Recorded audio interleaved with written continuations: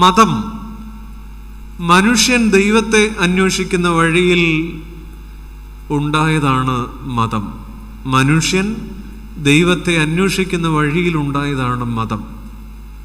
എന്നാൽ ദൈവം മനുഷ്യനെ അന്വേഷിച്ചു വന്നതിൻ്റെ പേരാണ് സുവിശേഷം. ദൈവം മനുഷ്യനെ അന്വേഷിച്ചു വന്നതിൻ്റെ പേരാണ് സുവിശേഷം. അതാണ് ലോകത്തേത് മതഗ്രന്ഥങ്ങളിലും ഉപരിയായി സുവിശേഷത്തിൻ്റെ പ്രസക്തി.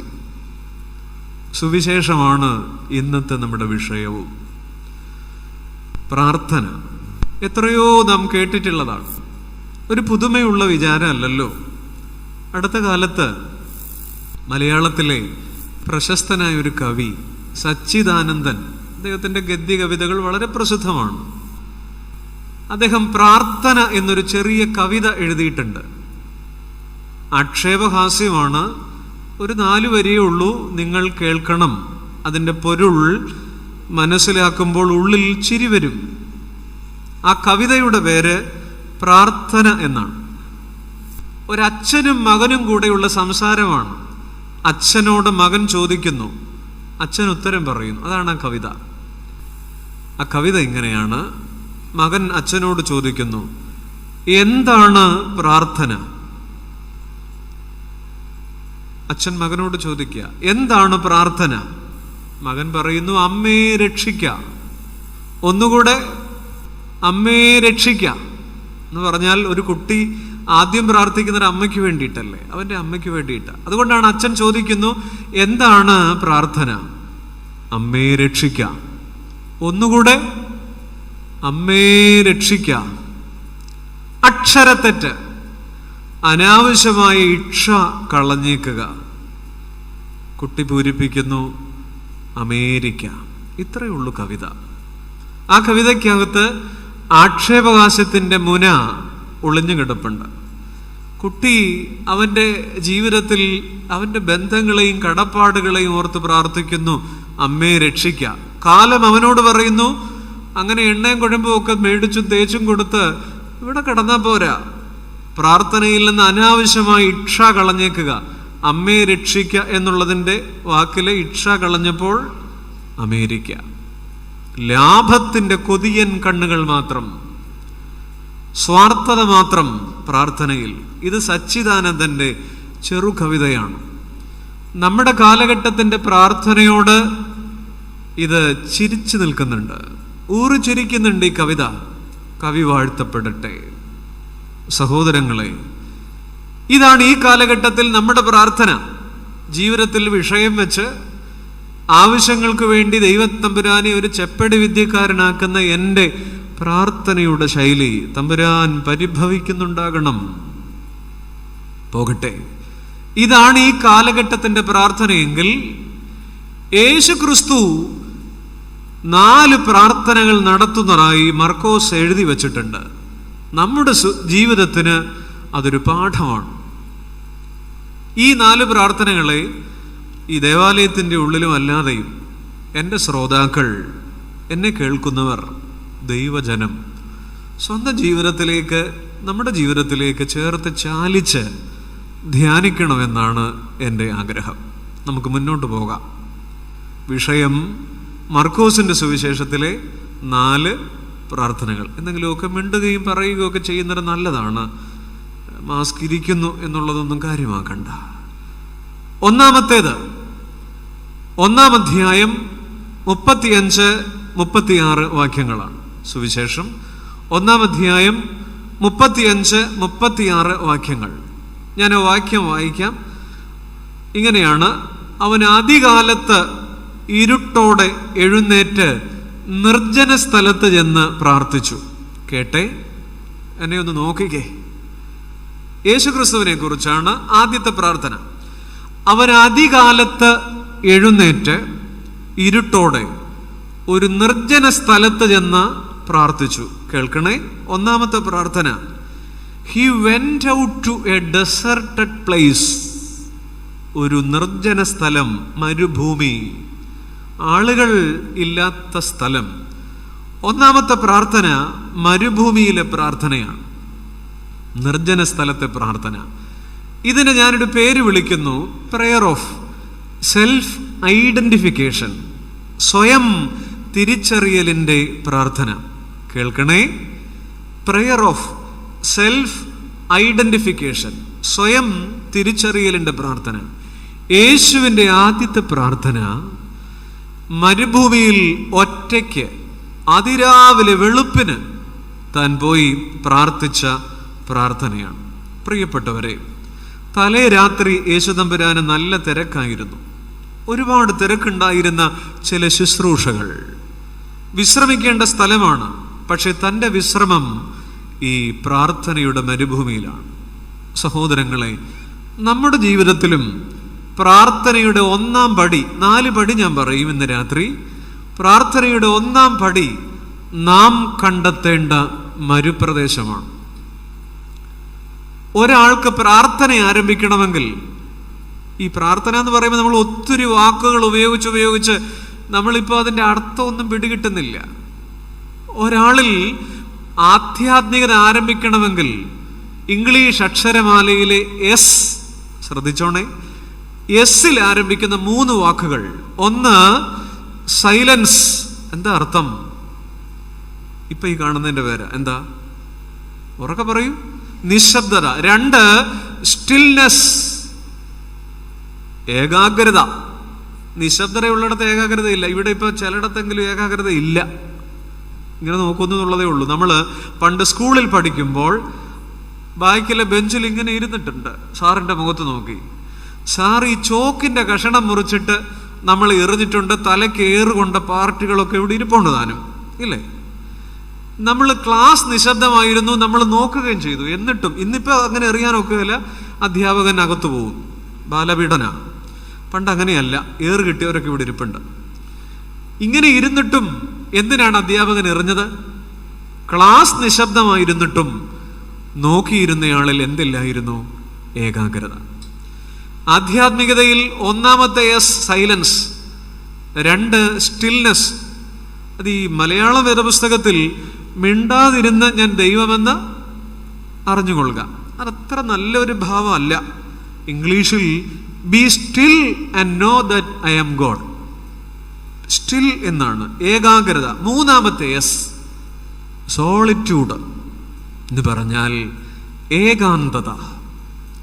ആധ്യാത്മികതയുടെ ഒന്നാം പടി നാം കണ്ടെത്തേണ്ട മരുപ്രദേശമാണ് 3 എസ്. 1 silence, 2 stillness, 3 solitude. ഇത് 3 ഇല്ലാതെയാണ് നമ്മൾ പ്രാർത്ഥിക്കുന്നത്. അതാ കുഴപ്പം.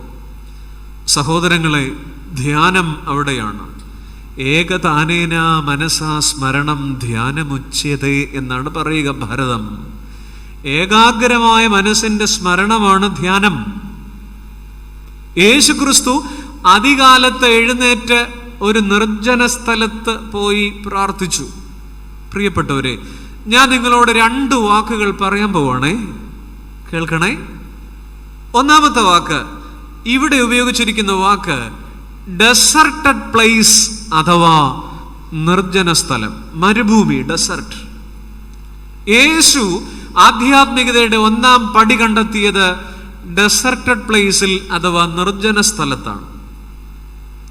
ഞാനിനി മറ്റൊരു വാക്ക് നിങ്ങളോട് പറയാം. ഡിസ്റ്റന്റ് പ്ലേസ് എന്ന് പറയും. എന്താ ഡിസ്റ്റൻസ് എന്ന് പറഞ്ഞാൽ? ഇന്ന് കൊയറുകാരാണ് എൻ്റെ ഏര. എന്താ ഡിസ്റ്റൻസ് എന്ന് പറഞ്ഞാൽ? പറയൂ. ദൂരം. ഡിസ്റ്റന്റ് പ്ലേസ് എന്ന് പറഞ്ഞാൽ മലയാളം എങ്ങനെ പറയും? അയ്യോ, ദൂരദേശം. അപ്പൊ 2 വാക്കുകൾ ഞാൻ നിങ്ങളോട് പറഞ്ഞു. 1 deserted place and 2 distant place. Deserted place എന്ന് പറഞ്ഞാൽ നിർജ്ജന സ്ഥലം, ഒരാൾ ദൈവത്തെ കണ്ടുമുട്ടുന്ന ഇടം. യേശു നിർജ്ജന സ്ഥലത്ത് പോയി. എന്താണ് ഈ ഡിസ്റ്റന്റ് പ്ലേസ്, ദൂരദേശം? ഞാൻ പറഞ്ഞു വരാം. സുവിശേഷത്തിൽ ധൂർത്തപുത്രൻ, പുള്ളി അറിയാലോ നമ്മള്, ഈ മനുഷ്യൻ അപ്പന്റെ വകയും മേടിച്ച് മുടിച്ച് അയാൾ പോകുന്ന സ്ഥലത്തെ വിളിക്കുന്ന പേരെന്താണെന്ന് ഇവിടെ ഇരിക്കുന്നവർക്ക് പറയാമോ? എൻ്റെ ദൈവമേ, 1000 തവണ വായിച്ചിട്ടുള്ളതാണ് ആ ഭാഗം. ഈ മകൻ എവിടേക്ക് പോയി? കേട്ടില്ല. ഉറക്കെ പറയൂ. ദൂരദേശത്തേക്ക് പോയി. എവിടെ പോയി? ഈ ദൂരദേശം എന്ന് പറഞ്ഞാൽ അപ്പന്റെ ഭവനം വിട്ടകന്നു പോകുന്ന ഇടത്തിന്റെ പേരാണ് എന്ത്? ദൂരദേശം. പന്നിക്കും താഴെ. എന്താ? പന്നിക്കും താഴെ. ആരും പന്നിക്ക് കൊടുക്കുന്നത് പോലും അവന് കൊടുത്തില്ല. അപ്പന്റെ വീട് വിട്ട് അകന്നകന്നകന്നകന്നു പോയി പാപത്തിന്റെ താഴ്വാരത്തിൽ കിടക്കുന്ന മുടിയൻ പുത്രൻ പോയ സ്ഥലത്തെ വളരെ കൃത്യമായി സുവിശേഷം വിളിക്കുന്നു, ഇറ്റ്സ് ഡിസ്റ്റന്റ് പ്ലേസ്, ദൂരദേശം. പ്രിയപ്പെട്ടവരെ, നമ്മുടെ ജീവിതത്തിന്റെ ആധ്യാത്മികത ഈ ഡിസ്റ്റന്റ് പ്ലേസിൽ നിന്ന് ഡെസർട്ടഡ് പ്ലേസിലേക്കൊരു മാറ്റമാണ്. പെരുന്നാൾ അതിനാണ്. ഞാൻ അകന്നുപോയിരിക്കുന്ന പാപത്തിന്റെ ദൂരദേശത്ത് നിന്ന്, ഞാൻ വീണുപോയിരിക്കുന്ന പന്നിക്കൂട്ടത്തിൽ നിന്ന്, ഞാൻ വഷളായിപ്പോയ അധർമ്മത്തിന്റെ താഴ്വരയിൽ നിന്ന് എൻ്റെ ദൈവത്തെ കണ്ടുമുട്ടേണ്ട ഒരു നിർജ്ജന സ്ഥലം ഉണ്ടോ എനിക്കും നിങ്ങൾക്കും? ഈ മുടിയൻ പുത്രൻ ദൂരദേശത്ത് പന്നിയുടെ താഴെ കിടക്കുക. നിങ്ങൾക്കറിയാലോ, ഇവൻ എപ്പോഴാ എഴുന്നേറ്റെ? ആ ഉപമ കാണാതെ നിങ്ങൾക്കറിയാം. നിങ്ങൾ പറയൂ, ഈ ധൂർത്തപുത്രൻ എഴുന്നേറ്റത് എപ്പോഴാ? ഞാൻ പറയാം. അവന് സുബോധം വന്നിട്ട് അവൻ എഴുന്നേറ്റു. എന്ത് വന്നിട്ട്? സുബോധം. സുബോധം വരുമ്പോൾ വന്നപ്പോൾ അവനോട് തന്നെ 5 ചോദ്യം ചോദിച്ചു. എന്ത് ചോദ്യം? 5 ചോദ്യം. ഈ 5 ചോദ്യം ഒരാൾ സ്വയം ചോദിച്ചാൽ അവന് സുബോധം അഥവാ പ്യുവർ കോൺഷ്യസ്നെസ് ഉണ്ട് എന്ന് പറയാം. എൻ്റെ നിങ്ങൾക്കും ഉള്ളൊരു ടെസ്റ്റ് പേപ്പറാണ് കേട്ടോ. 5 ക്വസ്റ്റ്യൻ ഇടാൻ പോവാണ്. 5 ചോദ്യം ഒരാൾ സ്വയം ചോദിക്കുമ്പോഴാണ് അയാൾ എഴുന്നേൽക്കുന്നതും അപ്പന്റെ വീട്ടിലേക്ക് പോകുന്നതും. മുടിയൻ പുത്രൻ അവനോട് തന്നെ ചോദിച്ച 1ാമത്തെ ചോദ്യം, എനിക്കെന്തു പറ്റി? എന്താ? നിങ്ങളൊന്ന് ഉറക്കെ പറഞ്ഞേ, എനിക്കെന്തു പറ്റി? നമ്മൾ നാട്ടുകാരോടൊക്കെ ചോദിക്കാറുണ്ട്, എടോ തനിക്ക് എന്നെ പറ്റി? ഇപ്പൊ പഴയതുപോലൊന്നും അല്ലല്ലോ, എന്താ പറ്റി? അല്ലേ പലരോടും. പക്ഷെ ഞാൻ എന്നോട് തന്നെ ചോദിച്ചിട്ടുണ്ടോ? നിങ്ങൾ നിങ്ങളോട് തന്നെ ചോദിച്ചിട്ടുണ്ടോ, എനിക്കെന്തു പറ്റി? ധൂർത്തപുത്രൻ ചോദിച്ചു, ഞാൻ ഇങ്ങനെയായിരുന്നില്ല. അവൻ സ്വയം ചോദിച്ച ആദ്യത്തെ ചോദ്യം, എനിക്കെന്തു പറ്റി? നമ്മൾ ഈ ചോദ്യം ചോദിക്കുന്നില്ല. നാട്ടുകാരെ മുഴുവൻ നന്നാക്കാൻ നടക്കുക. നാട്ടുകാരെ മുഴുവൻ നന്നാക്കാൻ നടക്കുക. ഞാൻ ഇങ്ങനെയൊന്നും ആയിരുന്നില്ലല്ലോ എന്ന് ഒരിക്കലെങ്കിലും ചോദിച്ചാൽ കൊടുമണില്, പ്രിയപ്പെട്ടവരെ, സുബോധത്തിന്റെ 1ാമത്തെ ലക്ഷണം. നമുക്ക് ബോധമുണ്ട്, അല്ലെങ്കിൽ ഇവിടെ ഒന്നിരിക്കില്ല, അല്ലെങ്കിൽ ഞാനിവിടെ നിൽക്കില്ല. സുബോധം. ധൂർത്തപുത്രൻ ചോദിച്ച ആ ടെസ്റ്റ് പേപ്പർ, അവന് തന്നെ ഇട്ട ടെസ്റ്റ് പേപ്പർ. 2ാമത്തെ ചോദ്യം, ഞാൻ എവിടെ നിന്ന് പോന്നു? എന്താ? ഉറക്കെ ഒന്ന് പറഞ്ഞേ, എവിടെ നിന്ന് പോന്നു എന്ന് പറഞ്ഞാൽ ഞാൻ അകന്നു പോരുന്നത് ഒരപ്പന്റെ വീട്ടിൽ നിന്നാണല്ലോ.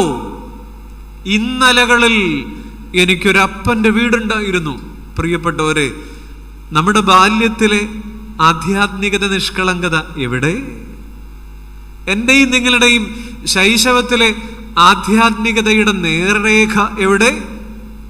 കപടഭക്തിയിലേക്ക് നമ്മൾ വല്ലാതെ പോയിട്ടുണ്ട്. ബാല്യത്തിലെ ഒരു ആധ്യാത്മികതയുടെ ശൈശവത്വത്തിന്റെ ഭംഗി, go back to your spiritual innocence. നിന്റെ ആധ്യാത്മികത നിഷ്കളങ്കതയിലേക്ക് മടങ്ങിപ്പോകാം. Go back to your spiritual innocence. ഞാൻ എവിടെ നിന്ന് പോന്നു? ഞാൻ വിട്ടുപോകുന്ന ഒരപ്പന്റെ വീട്. പ്രിയപ്പെട്ടവരെ, അപ്പന്റെ വീട് വിട്ടുപോകുന്ന ദൂരദേശത്തായി കിടക്കുന്ന ധൂർത്തപുത്രൻ നാം. മുടിയൻ പുത്രൻ അവൻ സ്വയം ചോദിച്ച 3ാമത്തെ ചോദ്യം, എവിടെ ഇപ്പോൾ വന്നു? ഞാൻ കിടക്കുന്നത് പന്നിയുടെ ഇടയിലാണ്. മാമോദീസായുടെ വെള്ളം വീണ നസ്രാണി, തിരുശരീരക്തങ്ങൾ പേറുന്ന നസ്രാണി, പരിശുദ്ധ സ്ലീബായുടെ അടയാളം പേറുന്ന ക്രിസ്ത്യാനി, നാം കിടക്കുന്ന പല പന്നിക്കൂട്ടവും നമുക്ക് തന്നെ അറിയില്ല. ഏത് പന്നിക്കൂട്ടത്തിന്റെ നടുവിൽ ഇരിക്കാനും നമുക്കൊരു മടിയും ഇല്ല. ഒരു വാക്ക് ഞാൻ പറയട്ടെ, ക്രിസ്തീയ അന്തസ്. അത് വിട്ടിട്ട് നമ്മുടെ ചെറുപ്പം എങ്ങോട്ടാ പോയിക്കൊണ്ടിരിക്കുന്നത്? നമ്മുടെ യൗവനം എങ്ങോട്ടാ പോയിക്കൊണ്ടിരിക്കുന്നത്? സുറിയാനി ക്രിസ്ത്യാനിയുടെ ആധ്യാത്മികതയുടെ അന്തസ് വിട്ടിട്ട് നാം വല്ലാതെ ദൂരത്തേക്ക് പോകുന്നുണ്ട്. മുടിയൻ പുത്രൻ ചോദിച്ചു, ഞാൻ എവിടെ ഇപ്പോൾ വന്നു? കിടക്കുന്ന പന്നിക്കൂട്ടത്തേക്കൊരു ബോധ്യം. നമ്മുടെ പല കൂട്ടുകെട്ടും ശരിയല്ല, നമ്മുടെ പല അന്തിക്കൂട്ടും ശരിയല്ല, പല ഇരിപ്പും ശരിയല്ല, പല കമ്പനിയും ശരിയല്ല. മുടിയൻ പുത്രൻ സ്വയം ചോദിച്ച നാലാമത്തെ ചോദ്യം, എന്തിനു വന്നു? ടെസ്റ്റ് പേപ്പറിന്റെ 5 ചോദ്യം ഞാനിപ്പോൾ ചോദിക്കും. നാലാമത്തെ ചോദ്യം, എനിക്കിതിൻ്റെ വല്ല ആവശ്യവും? അപ്പൻ്റെ വീട്ടിൽ ഇഷ്ടം പോലെ ഉണ്ടായിരുന്നു, ഇഷ്ടം പോലെ തിന്നു ശേഷിപ്പിക്കുന്ന നുറുക്കുകളെ കുറിച്ച് അയാൾ കിനാവ് കാണുന്നുണ്ട്. വേലക്കാർ തിന്ന് ശേഷിപ്പിക്കുന്നത്. ഞാൻ എന്തിനു വന്നു? എനിക്കിതിൻ്റെ ആവശ്യമില്ലായിരുന്നു. മുടിയൻ പുത്രൻ സ്വയം ചോദിച്ച 5ാമത്തെ ചോദ്യം, എൻ്റേതെല്ലാം എവിടെ? നഷ്ടപ്പെട്ട ചെരുപ്പും നഷ്ടപ്പെട്ട മോതിരവും അവകാശത്തിന്റെ പുതപ്പും. സഹോദരങ്ങളെ, 5 ചോദ്യം ചോദിച്ചു. നാം ഒന്ന് അയവിറക്കുക. അത് 5 ചോദ്യം നിങ്ങളൊന്ന് ഉറക്കെ പറയണം. സുബോധം എന്നതിന്റെ ലക്ഷണാണ്. 1, എനിക്ക് എന്തു പറ്റി? സന്തോഷം കേട്ടോ, അങ്ങനെ മറുപടി പറയുന്നില്ല. 2ാമത്തേത്, ഞാൻ എവിടെ നിന്ന് പോന്നു? 3, എവിടെ ഇപ്പോൾ? ഉറക്കെ പറഞ്ഞു, വന്നു. 4, എന്തിനു വന്നു? 5, എന്റേതെല്ലാം എവിടെ? നഷ്ടപ്പെട്ടു പോയ പലതുമുണ്ട്. അപ്പന്റെ ഭവനം, അപ്പന്റെ ഭവനം. പ്രിയപ്പെട്ടവരെ, സുബോധം വന്നപ്പോൾ മുടിയൻ പുത്രൻ എഴുന്നേറ്റിട്ട് സ്വയം പറഞ്ഞു, അകലങ്ങളിലെ അപ്പൻ എനിക്ക് മതിയായവൻ. അകലങ്ങളിലെ അപ്പൻ എനിക്ക് മതിയായവൻ. പ്രിയപ്പെട്ടവരെ, ദൂരദേശം ചോദ്യങ്ങളുടേതാണ്, സ്വയം ചോദിക്കുന്ന ചോദ്യങ്ങൾ. 2 വാക്കുകൾ ഞാൻ നിങ്ങളോട് പറഞ്ഞു. 1, ഡിസ്റ്റന്റ് പ്ലേസ്. 2, ഡെസർട്ടഡ് പ്ലേസ്. നാം നിൽക്കുന്നത് പാപത്തിന്റെ അകലങ്ങളിലാണ്, നാം നിൽക്കുന്നത് പാപത്തിന്റെ ദൂരദേശത്താണ്. എന്റെ സ്നേഹിത, 5 ചോദ്യം ഞാൻ എനിക്ക് തന്നെ ടെസ്റ്റ് പേപ്പർ ഇടണം. 5 ചോദ്യം ഞാൻ എനിക്ക് തന്നെ പരീക്ഷ ഇടണം. എനിക്ക് എന്ത് പറ്റി? ഞാൻ എവിടെ നിന്ന് വന്നു? എവിടെ നിന്ന് പോന്നു? എൻ്റെതെല്ലാം എവിടെ തുടങ്ങി? സഹോദരങ്ങളെ, ചില ജീവിത അനുഭവങ്ങളിൽ ദൂരദേശത്ത് നിന്ന് നിർജ്ജന സ്ഥലത്തേക്ക് പോകുമോ? ഞാൻ എൻ്റെ കർത്താവുമായി ഒറ്റയ്ക്കിരിക്കുന്ന യേശുക്രിസ്തു മൗനമായി, വളരെ സൈലന്റായി, വളരെ ഏകാഗ്രമായി തമ്പുരാനോട് പ്രാർത്ഥിക്കുക. ഞാൻ 1-2 ഉദാഹരണം പറയാം. ഈ നിർജ്ജന സ്ഥലത്തിന്റെ പ്രത്യേകത, നമുക്ക് എത്ര ദിക്കുണ്ട്? എത്ര ദിക്കുകൾ? പറയൂ, എത്ര ദിക്ക്? 4. നല്ല ഉത്തരമാണ്. പക്ഷെ ഞാനത് സമ്മതിച്ചു തരില്ല. ഒന്നും കൂടെ അവസരം തരാം. ഇത്തിരൂടെ കൂട്ടിക്കേ. 8. ഗുഡ്. 8 ഏതൊക്കെയാണെന്ന് ചോദിച്ചാൽ, കിഴക്ക്, പറയൂ, പടിഞ്ഞാറ്, ഇത് ഇവിടെ ഏതാ? ഇത് വടക്ക്, തെക്ക്. 4. 5. തെക്ക് വടക്കോ? തെക്കു കിഴക്ക്, തെക്കു പടിഞ്ഞാറ്, വടക്കു പടിഞ്ഞാറ്. ആകപ്പാടെ ദിക്കൊക്കെ തെറ്റിയിരിക്കുക കൊറോണ വന്നപ്പോഴത്തേക്കല്ലേ. വടക്ക് കിഴക്ക്. ഇപ്പൊ എത്രയായി? 8. 8 ദിക്കുകളുണ്ട്. ഈ ഹൈന്ദവ പാരമ്പര്യത്തിലൊക്കെ അഷ്ടദിക് പാലകൻ എന്നൊക്കെ പറഞ്ഞ് ദേവസങ്കല്പമുണ്ട്, എല്ലാ ദിക്കുകളെയും. പക്ഷേ ഒരാളുടെ ദിക്കുകൾ ഇവിടെയും തീരുന്നില്ല. ഞാൻ പറയും, നിങ്ങളെ ചിന്തിപ്പിക്കാം, നിങ്ങൾക്ക് ചിന്തിക്കാം. 11 ദിക്കുകളുണ്ട്.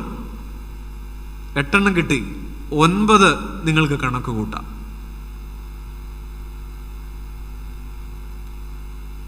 ഏത്? മണ്ണാണെന്നുള്ള ബോധ്യം. മണ്ണിൽ നിന്നെടുക്കപ്പെട്ടു. മണ്ണാൽ മനയപ്പെട്ടവനെ നീ നിഗളിക്കേണ്ട,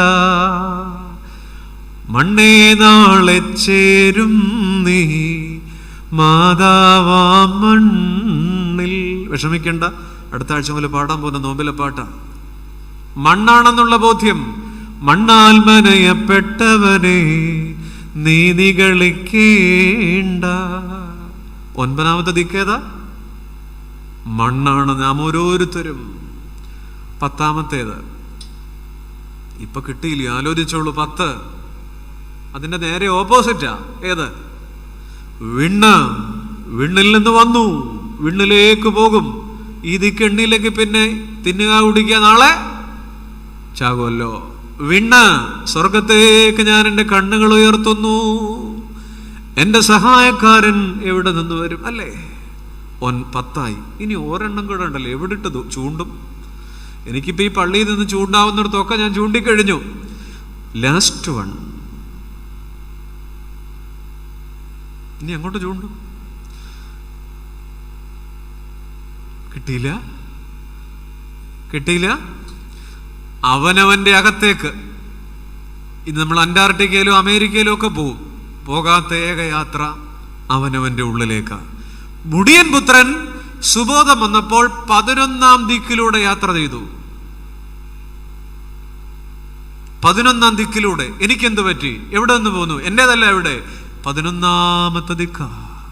സുബോധം വന്നതിന്റെ ലക്ഷണ 11ാമത്തെ ദിക്ക്. പ്രിയപ്പെട്ടവരെ, ദൂരദേശത്ത് നിന്ന് നിർജ്ജന സ്ഥലത്തേക്ക് ദൈവം മുടിയൻ പുത്രന് വെട്ടം കൊടുത്തത് തവിട്ടില്ല. പന്നിക്ക് കൊടുക്കുന്ന തവിട് അല്ലേ? പന്നിക്ക് കൊടുക്കുന്ന തവിടും ആർക്കും അവന് കൊടുത്തില്ല. അത് വേണമെങ്കിൽ കൊടുക്കാമായിരുന്നു. അത് കിട്ടുമെങ്കിൽ പുള്ളി ഒരു വലിയ ഉരുട്ടി അടിച്ചേനെ, അത്ര വിശപ്പുണ്ടായിരുന്നു. അതും കിട്ടിയില്ല. പ്രിയപ്പെട്ടവരെ, ഓർക്കണം, മുടിയൻ പുത്രന് തവിട്ടിലാണ്. പൗലോസ്ലീഹായ്ക്ക് ഇരുട്ടില, 3 ദിവസത്തെ ഇരുട്ട്. പഴയ നിയമത്തിൽ ഏലിയാവിന് മരച്ചുവട്ടിലാണ് വെട്ടം. ദൈവം ഒരാളെ നിർജ്ജന സ്ഥലത്തേക്ക് കൊണ്ടുപോകുന്നത് എങ്ങനെ? ഇവരെല്ലാം ദൂരദേശത്തായിരുന്നു. സ്വർഗത്തിലെ ദൈവത്തിന്റെ നിയോഗത്തെ മറന്ന ഏലിയാവ് നിയോഗം മറന്നപ്പോൾ ദൂരദേശത്താ. ഏലിയാവിനെ മരച്ചുവട്ടിലിട്ട് പിടിച്ചു. മരച്ചുവടാണ് നിർജ്ജന സ്ഥലം. ഗുണ്ടയായിരുന്നു ശൗൽ. പൗലോസ്ലീഹ അകലങ്ങളിൽ ദൂരദേശത്തായിരുന്ന ശൗലിനെ ഇരുട്ടിലിട്ട് 72 മണിക്കൂറിട്ട് വട്ടം കറക്കിയപ്പോ പപ്പടം പൊള്ളുന്നത് പോലെ പൗലോസ്ലീഹയുടെ ഉള്ളുപൊള്ളി. ഇരുട്ടിലിട്ട് വെട്ടം കൊടുത്തു. സഹോദരങ്ങളെ, നിർജ്ജന സ്ഥലം. നാം ചില ദൂരദേശത്താണെങ്കിൽ നമുക്ക് വെട്ടം തരാൻ ദൈവം ചില നിർജ്ജന സ്ഥലത്തേക്ക് ഒറ്റയ്ക്ക് തന്നെ കൊണ്ടുപോകും. ലോകത്തെ വലിയ മനുഷ്യരൊക്കെ ഒറ്റയ്ക്ക് നിന്നിട്ടുള്ളവരാണ്. ഒറ്റയ്ക്ക് നിൽക്കാത്തവരാരും ജയിച്ചിട്ടില്ല. ശ്രീബുദ്ധനും മുഹമ്മദും സ്വരാഷ്ട്രീയരും വിവേകാനന്ദനും എല്ലാവരും 39ാമത്തെ വയസ്സിൽ സ്വാമി വിവേകാനന്ദൻ മരിക്കുന്നതിന് മുമ്പ് അദ്ദേഹത്തെ കുറച്ച് ദിവസങ്ങൾ കാണുന്നില്ല. കാണാതിരുന്നപ്പോൾ ശിഷ്യന്മാർ അന്വേഷിച്ചു വന്നപ്പോൾ ഈ മനുഷ്യൻ, സ്വാമിജി ഒരു ഗുഹയിലാണ്. എന്നാ സ്വാമി ഇങ്ങനെ? സ്വാമിജി പറഞ്ഞ മറുപടി, I am preparing for my death എന്നാണ്. I am preparing for my death. ഞാൻ മരിക്കാൻ വേണ്ടി ഒരുങ്ങാ. 39 വയസ്സിലെ ഒറ്റയ്ക്ക്. ലോകത്തെ വലിയ മനുഷ്യരൊക്കെ എങ്ങനെയാണ്? യേശു തമ്പുരാൻ പറഞ്ഞു, the kingdom of God is within you. നിങ്ങളുടെ ഉള്ളിലാണ് ദൈവരാജ്യം. നിർജ്ജന സ്ഥലം, 11ാമത്തെ ദിക്ക്. അപ്പൊ ശരിയായ ദൂരം കണ്ടെത്തി കഴിഞ്ഞ പിന്നെ മൗനമാ. യേശുക്രിസ്തുവിന്റെ പ്രാർത്ഥനയുടെ 1ാം പടി മൗനമാ. ശ്രീരാമകൃഷ്ണ പരമഹംസര് പറയുന്ന ഒരു കഥയുണ്ട് ദൈവാന്വേഷണത്തിന്റെ. പഴയൊരു കാലാണ്. പെണ്ണുകാണൽ ചടങ്ങ് നടക്കുന്നൊരു വീട്. പഴയകാലം. പുതിയതുമായിട്ട് ചിന്തിക്കുകയേ ചെയ്യരുത്. പെണ്ണുകാണൽ ചടങ്ങ് നടക്കുന്നൊരു വീട്. അപ്പോൾ ഒത്തിരി പേരുള്ള വീടാണ്. വരൻ പൂമുഖത്തുണ്ട്. 5-6 പേരും കൂടെ വന്നിട്ടുണ്ട് കാണാൻ. ഇരുവശത്തും കൂട്ടുകാരിരിക്കുകയാണ്. ജനലിൽ കൂടെ, അകത്ത മുറിയിലെ ജനലിൽ കൂടെ കല്യാണപ്പെണ്ണും കൂട്ടുകാരികളും എത്തി നോക്കുന്നുണ്ട്. നാണത്തിൽ പൊതിഞ്ഞ നമ്രമുഖിയായി നമ്മുടെ മണവാട്ടിക്കൊച്ചും അകത്തെ ജനലടികളിൽ കൂടെ നോക്കുന്നുണ്ട്. കൂട്ടുകാരികൾക്കൊന്നും ഈ വരനെ അറിയത്തില്ല. അവർ വന്നറേ ഉള്ളൂ. അപ്പൊ ഈ കൂട്ടുകാരികള് അവിടെ നിന്നുകൊണ്ട് തന്നെ മണവാട്ടി പെണ്ണിനോട് ചോദിക്കുന്നുണ്ട്, ഡീ, ആയിരിക്കുന്നതാണോ നിന്റെ വരൻ? ആ പച്ചയിൽ ചുവന്ന കളങ്ങളെല്ലാം ഉടുപ്പിട്ട ആള്? അല്ലല്ല.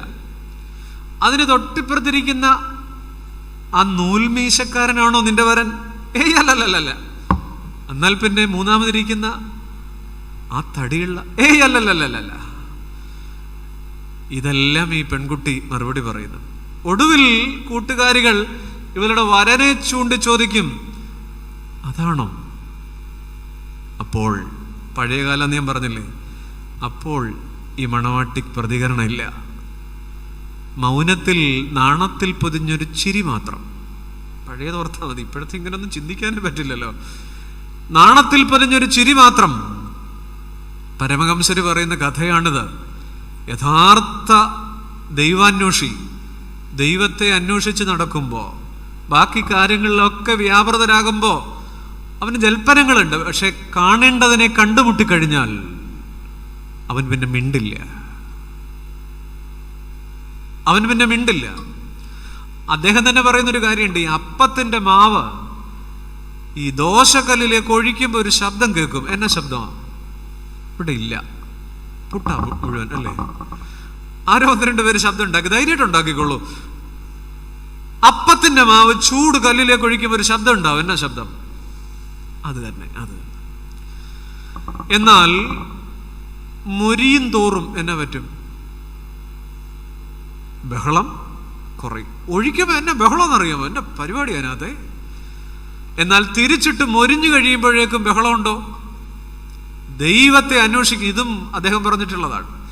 ദൈവത്തെ അന്വേഷിക്കുന്ന മനുഷ്യൻ അല്പത്തരവും അല്പജ്ഞാനവും അല്പം മാത്രം അറിഞ്ഞു കഴിയുമ്പോൾ ഇങ്ങനെ ബഹള. എന്നാൽ അവൻ പക്വതപ്പെടുമ്പോൾ, അവൻ പാകപ്പെടുമ്പോൾ എന്താ? മിണ്ടില്ല. അതുകൊണ്ടാണ് ഇയ്യോബിന്റെ പുസ്തകത്തിൽ ഇയ്യോബ് 42:4 ഇയ്യോബ് പറയുന്നത്, അയ്യോ ഞാൻ തിരിച്ചറിയാതെ പറഞ്ഞുപോയി. പണ്ട് ഒത്തിരി കടന്ന് പുലമ്പിയ ആളാ ജീവിതത്തിന്റെ വേദനകളിലൊക്കെ. ഇയ്യോബ് പറയുന്നു, അയ്യോ ഞാൻ തിരിച്ചറിയാതെ പറഞ്ഞുപോയി, ഞാൻ കൈകൊണ്ട് വാപത്തുന്നു, ഇനി ഞാൻ മിണ്ടില്ല, ഞാൻ നിന്നോട് ചോദിക്കും, എന്നെ ഗ്രഹിപ്പിക്കണമേ. സഹോദരങ്ങളെ, ജീവിതത്തിൽ ഇങ്ങനെയാണ്. ആ ആദ്യത്തെ ചിന്ത ഞാൻ അതേണ്ട അവസാനിപ്പിക്കുകയാണ്. നമ്മുടെ ആധ്യാത്മികതയിൽ 1-ാം പടി ഞാനും ദൈവവും മാത്രമാകുന്ന ചില നേരങ്ങൾ. നമ്മുടെ വീട്ടിലൊക്കെ പ്രാർത്ഥനയ്ക്ക് പായ ഇടുന്നത് എങ്ങനെയാണ്? നെടുകയാണോ കുറുകയാണോ? കുടുംബ പ്രാർത്ഥനയ്ക്ക് കുറുകയാണോ നെടുകയാണോ? എന്നാ ചോദിക്കുന്നല്ലേ? എങ്ങനെയാ പായിടുന്നേ? കിഴക്കോട്ട് അഭിമുഖമായി കുറുകയിടും. കാരണം അപ്പനും അമ്മയും 2 പിള്ളേരും ആ കുറുകയിട്ട പായിൽ ഇരിക്കും അല്ലെ, 4 പേര്. കുടുംബ പ്രാർത്ഥനയ്ക്ക് കൂട്ടായ്മയ്ക്ക് പായിടുന്നത് ഇങ്ങനെയാണ്. ഞാൻ പറയും, ഇങ്ങനെ മാത്രം ഇട്ടാ പോരാ, ഈ പായ കുറുകെ കൂടെ വീഴണം. നെടുകയും കുറുകയും. നെടുകയിടുന്ന പായിൽ കിഴക്കോട്ട് അഭിമുഖമായി എത്ര പേർ? 4. നിങ്ങളുടെ വീട്ടിൽ എത്ര പേരുണ്ടോ? ദൈവം സഹായിച്ച പിള്ളേർ 1 കാണും, 1.25 കാണുകയല്ല, അല്ലെ കൂടി പേരുണ്ട്. ഇനി കുറുകയിടുന്ന പായിൽ കിഴക്കോട്ട് അഭിമുഖമായി വൃത്തിയായിട്ട് എത്ര പേർക്ക് ഇരിക്കാം? ഒരാൾക്ക്. നമ്മുടെ വീടുകളിൽ ഈ പായ നെടുകെ മാത്രമേ വീഴുന്നുള്ളൂ. ഞാൻ പറയുന്നതിൻ്റെ പൊരുൾ, ഒരുമിച്ചിരുന്ന് പ്രാർത്ഥിക്കുന്നുണ്ട്, പാടുന്നുണ്ട്, ഒരുമിച്ചിരുന്ന് ലുത്തിനിയ ചൊല്ലുന്നുണ്ട്. പക്ഷേ ഞാൻ ഏകനായി ദൈവത്തോട് മുട്ടിന്മേൽ അല്ലെങ്കിൽ തമ്പുരാനോട് ചോദിക്കുന്ന കുറുകെ വീഴുന്ന പ്രാർത്ഥനാ പായ അതുണ്ടോ? അതൊരു ചോദ്യമാണ്. അതിൻ്റെ പേരാണ് ഞാനും എൻ്റെ ദൈവവും മാത്രമാകുന്ന നിർജ്ജന സ്ഥലം. ഞാനും എൻ്റെ ദൈവവും മാത്രമാകുന്ന, ഞാൻ ദൈവവുമായി ഏകനാകുന്ന സ്ഥലം. 1-ാമത്തെ ചിന്ത ഞാൻ അവിടെ അവസാനിപ്പിക്കുന്നു. യേശു ക്രിസ്തുവിൻ്റെ 1-ാമത്തെ പ്രാർത്ഥന, അതികാലത്ത് എഴുന്നേറ്റ് ഇരുട്ടോട് നിർജ്ജന സ്ഥലത്ത് പോയി ദൂരദേശത്ത് നിന്ന്, ഡിസ്റ്റന്റ് പ്ലേസിൽ നിന്ന് ഡെസർട്ടഡ് പ്ലേസിലേക്ക് മാറേണ്ട ഒരു അനുഭവം. മരുഭൂമിയിലെ പ്രാർത്ഥന, ഞാനും എൻ്റെ ദൈവവും മാത്രമാകുന്ന ധ്യാനത്തിൻ്റെ ഏകാഗ്രതയുടെ പ്രാർത്ഥനാ നിമിഷങ്ങൾ, പേഴ്സണൽ പ്രെയർ. അതിന് സുറിയാനി സഭയുടെ പാരമ്പര്യത്തിൽ ധാരാളം അനുഭവങ്ങളും ഉദ്ധരണികളും ചൂണ്ടിക്കാണിക്കാനുണ്ട്. പക്ഷെ അതിന് വിസ്താര ഭയത്താൽ ഞാൻ അതിലേക്ക് പോകുന്നില്ല. 2-ാമത്തേത്, യേശുക്രിസ്തുവിൻ്റെതായി മർക്കോസിന്റെ സുവിശേഷത്തിൽ രേഖപ്പെടുത്തിയിരിക്കുന്ന 2-ാമത്തെ പ്രാർത്ഥന, 6-ാം അധ്യായം 46-ാമത്തെ വാക്യമാണ്. 6-ാം അധ്യായം 46-ാമത്തെ വാക്യം. അവരെ പറഞ്ഞയച്ച ശേഷം താൻ പ്രാർത്ഥിപ്പാൻ ഒരു മലയിൽ പോയി. ഒന്നുകൂടെ ഒന്ന് കേട്ടോണേ. അവരെ പറഞ്ഞയച്ച ശേഷം താൻ പ്രാർത്ഥിപ്പാൻ എവിടേക്ക് പോയി? ഒന്ന് ഉറക്കെ പറയൂ. മലയിലേക്ക്. ഒന്നാമത് ഞാൻ പറഞ്ഞു, തമ്പുരാന്റെ ഒന്നാമത്തെ പ്രാർത്ഥന എവിടെ ആയിരുന്നു? മരുഭൂമി, നിർജ്ജന സ്ഥലം. രണ്ടാമത് എവിടേക്ക്? മലയിലേക്ക്. Prayer of self uplifting. മലയിലെ പ്രാർത്ഥന, താൻ ഉയരങ്ങളിലേക്ക് മാറുകയാണ്. ഒന്നാമത്തെ അപ്പം വർദ്ധിപ്പിക്കലിന് ശേഷം നിർബന്ധപൂർവം ഉണ്ടാക്കിയെടുക്കുന്നൊരു മലകയറ്റമാണ്. ശിഷ്യന്മാരെ ഒരു വഴിക്ക്, ജനത്തെ ഒരു വഴിക്ക്, പരിസരങ്ങളിൽ നിന്ന് ഉയർന്നു. പ്രിയപ്പെട്ടവരെ, ഈ മലയുടെ പ്രത്യേകത എന്താ? യേശു തമ്പുരാന്റെ ജീവിതത്തിൽ ഒത്തിരി പർവ്വതങ്ങളുണ്ട്, നിങ്ങൾക്കറിയാം. പർവ്വതങ്ങളോട് പർവ്വതങ്ങൾ, അതൊരു വിഷയമാണ്, അതിലേക്ക് ഒത്തിരി പോകുന്നില്ല. പക്ഷെ ക്രിസ്തുവിന്റെ പ്രാർത്ഥനയുടെ ഒന്നാം പടി ഏകനായി പ്രാർത്ഥിച്ചുരുകേണ്ട മരുഭൂമിയാണെങ്കിൽ, രണ്ടാമത് പരിസരങ്ങളിൽ നിന്ന് ഉയരുന്ന മലമുകളാണ്. ഈ പർവ്വതത്തിന്റെ ആധ്യാത്മികത എന്താ? ഞാൻ പറയാം. പർവ്വതത്തിന്റെ ആധ്യാത്മികത വളരെ തീവ്രമാണ്. ഒന്ന്, അത് ആളെ മാറ്റിക്കളയും കേട്ടോ. ആളെ മാറ്റും പർവ്വതം. മോറിയ മലയിൽ അബ്രഹാമിനെ മാറ്റി, അല്ലേ? പോയപ്പോൾ അബ്രഹാമിന്റെ പേര് അബ്രഹാം, ഇറങ്ങി വന്നപ്പോൾ അബ്രഹാമിന്റെ പേര് വിശ്വാസികളുടെ പിതാവ്. ആളെ മാറ്റി. പേര് മാറി എന്ന് പറഞ്ഞാൽ അതിന്റെ അർത്ഥം എന്താ? ആള് മാറി. ഉൽപ്പത്തി 22 അബ്രഹാമിനെ ദൈവം വിളിക്കുന്നത് മലയ്ക്ക് അടിയിൽ ഒരു വിളിയുണ്ട്, മലയ്ക്ക് മുകളിൽ ഒരു വിളിയുണ്ട്. അറിയത്തില്ലേ മോറിയ മലയിലേക്ക് പോകുന്ന കഥ? ഈ മലയ്ക്ക് അടിയിൽ വിളിക്കുന്നത് 22:1. ഞാനൊരു മർമ്മം പറയാം, ശ്രദ്ധിക്കണം. ദൈവം അബ്രഹാമിനെ വിളിച്ചത് എങ്ങനെയാണ്? അബ്രഹാമേ, നിന്റെ ഏകജാതനെ എന്നാ ചെയ്യണം? പറയൂ. ബലി കഴിക്കണം. എത്ര തവണ വിളിച്ചു? ഞങ്ങളുടെ നാട്ടിലൊക്കെ ഇത് ഒന്നാണ്. എത്ര തവണ വിളിച്ചു? അബ്രഹാമേ, മലയുടെ അടിയിൽ.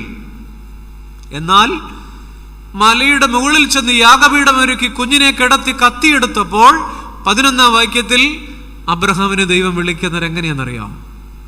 വീട്ടിൽ പോയിട്ട് ബൈബിൾ ഒന്ന് പരിശോധിക്കണം. ഞാൻ പറയാം.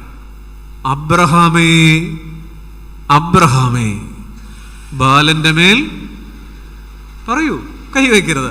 എത്ര തവണ വിളിച്ചു? 2 തവണ. മലയ്ക്കടിയിൽ വെളുപ്പാങ്കാലത്ത് എത്ര തവണ വിളിച്ചു? 1 തവണ. മലയ്ക്ക് മുകളിൽ എത്ര തവണ വിളിച്ചു? എന്താ ഇതിന്റെ അർത്ഥം? ഞാൻ പറയാം. മലയുടെ അടിയിൽ കണ്ണുനീരിലേക്കുള്ള വിളിയ, അല്ലേ? കൊച്ചിനെ കൊല്ല്, കണ്ണീരിലേക്ക് പിടിച്ചിറക്കുക. എന്നാൽ മലയുടെ മുകളിൽ കരുതലിലേക്കുള്ള വിളിയ, ബാലന്റെ മേൽ കൈവയ്ക്കരുത്. സഹോദരങ്ങളെ, നമ്മുടെ ജീവിതത്തിൽ കണ്ണുനീരിലേക്ക് തമ്പുരാൻ ചിലപ്പോൾ വിളിച്ചിറക്കിയിട്ടുണ്ട്. എന്നാൽ അതിൻ്റെ ഇരട്ടിയ കൃപ.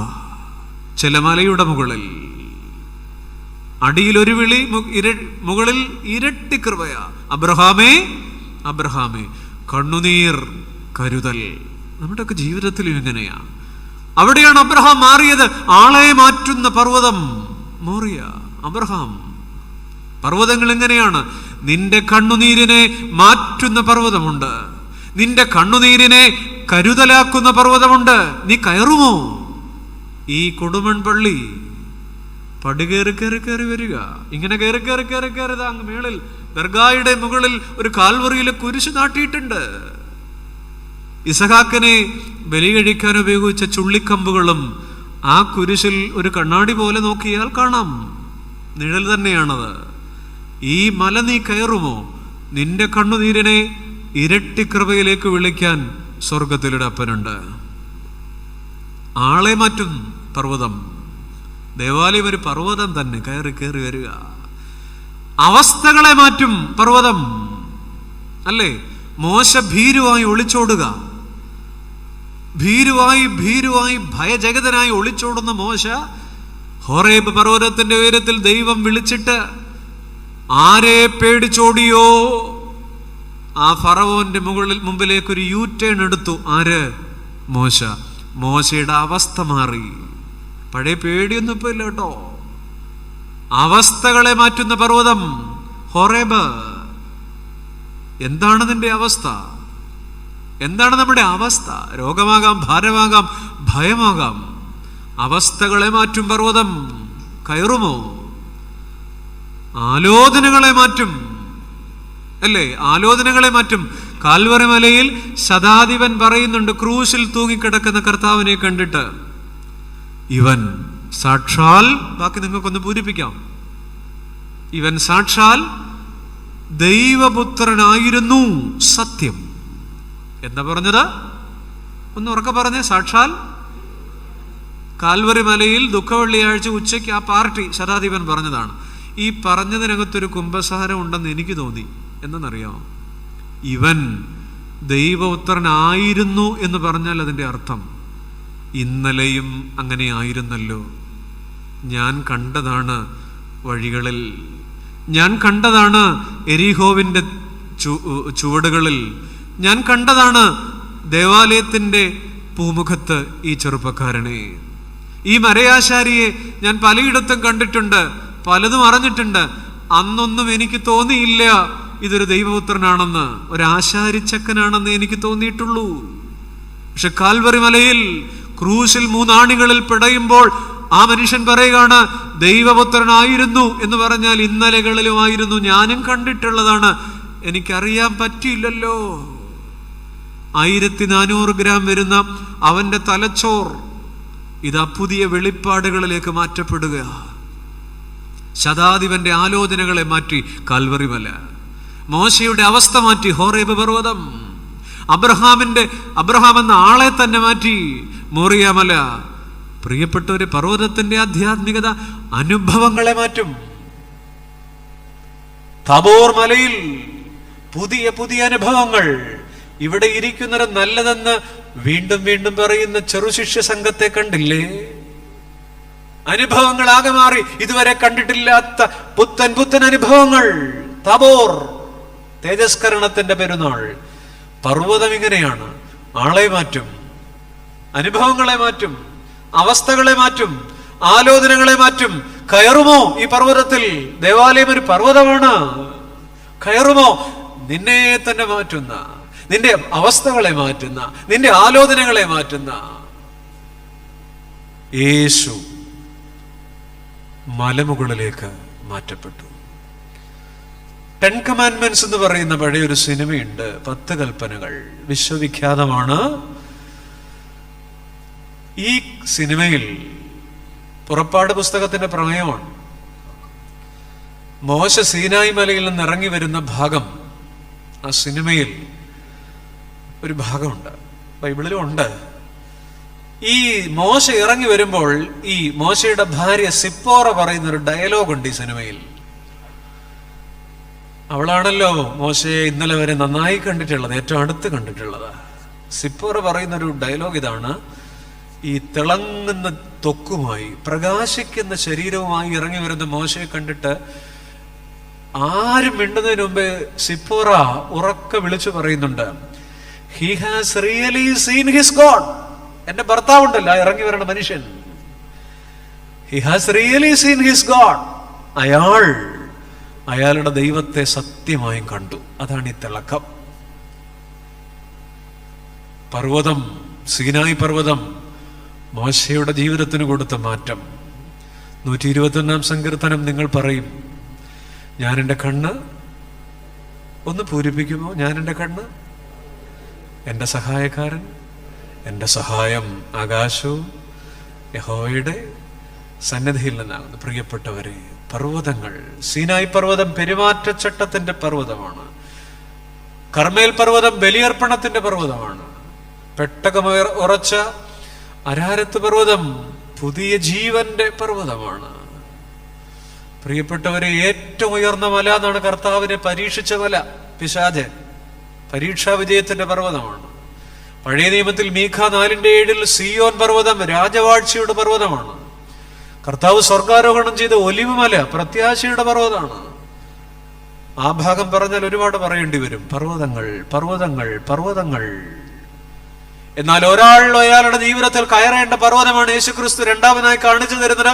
പ്രാർത്ഥനയുടെ 1-ാം പടി നീ ഇരിക്കേണ്ട ഏകാന്തതയുടെ പ്രാർത്ഥനാ സ്ഥലം, നിർജ്ജന സ്ഥലം.